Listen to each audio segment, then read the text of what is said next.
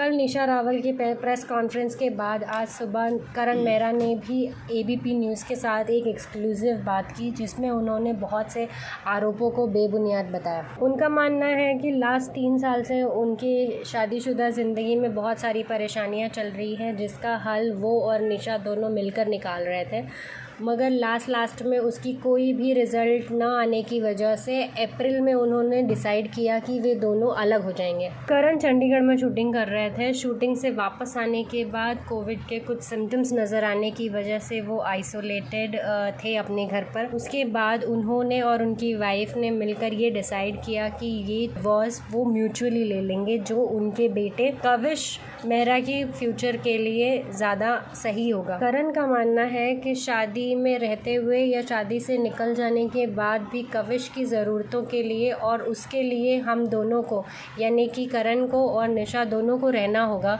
और उसकी ज़रूरतों के वक्त वहाँ पर खड़ा होना होगा। तो ये चीज़ें अगर म्यूचुअली हो तो कविश और उनके लिए ज़्यादा अच्छा होगा। वो चाहते थे कि म्यूचुअल एक ऐसा रास्ता निकले जिसमें बच्चे के ऊपर कोई बुरा असर न पड़े। करण का कहना है कि सारे डिस्कशंस और आर्ग्यूमेंट्स होने के बाद उन्होंने डिसाइड किया कि वो उनके एक राखी ब्रदर जो कि लखनऊ से हैं उनको बुलाएंगे और उनके सामने ये चीज़ें सारी सॉर्ट आउट कर लेंगे। जैसा कि निशा और करण दोनों ने ही शुरू में भी बताया कि उस 31 की रात को डिस्कशन शुरू हुई 10:30 बजे, जिसमें जब फाइनेंशियल पर बात आई तब निशा ने उनके अग्रीड अमाउंट की जो रकम बढ़ा देने की वजह से दोनों में डिसएग्रीमेंट हो गया और झगड़ा शुरू हो गया।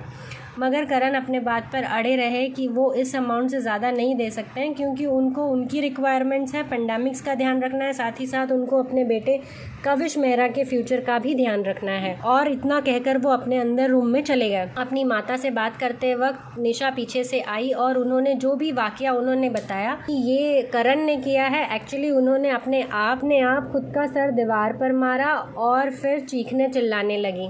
साथ ही करण का कहना है कि उनके राखी भाई ने उनको थप्पड़ मारा, साथ ही साथ उनकी छाती पर भी 2-3 बार वार किए। करण ने एक्सप्लेन करते वक्त आगे बताया कि जब सारी बात खत्म हो गई और वो अंदर कमरे में आराम करने के लिए चले गए तो मीनवाइल वो अपनी माँ से फ़ोन पर बात कर रहे थे। तब निशा अंदर पहुंची और उन पे चीखने चिल्लाने लगी, साथ ही साथ उनके माता पिता भाई को भी गालियाँ देने लगी। करण ने अपनी माँ का फ़ोन रखने के बाद वो हैंड वॉश करने के लिए बाथरूम की तरफ गए तो निशा उनके पीछे आई और उनको कहा, अगर तुम अमाउंट नहीं बढ़ाओगे तो मैं तुमको दिखाती हूँ मैं क्या कर सकती हूँ।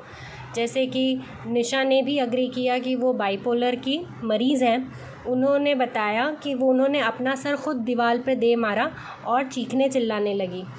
इतना करते ही उनके भाई जो बाहर हॉल में बैठे हुए थे, करण उनकी तरफ गए और उन्होंने कहा कि उन्होंने ये नहीं किया, लेकिन उनके भाई ने बिना सुने उनको 2 थप्पड़ जड़ दिया। साथ ही साथ करण ने कहा कि हम सीसीटीवी चेक कर सकते हैं, क्योंकि उनके घर में सीसीटीवी लगा हुआ है। निशा को नहीं मारा, पर उस वक्त जब वो सीसीटीवी चेक करने गए तो उनकी सीसीटीवी पहले से ही ऑफ रखी गई थी, जो कि करण का मानना है कि वो निशा ने किया था, क्योंकि सारे सीसीटीवी कंट्रोल्स निशा के कमरे में थे। तो करण की इस एक्सप्लेनेशन पे दोस्तों आपकी क्या राय है, प्लीज़ कमेंट में हमें ज़रूर बताइए।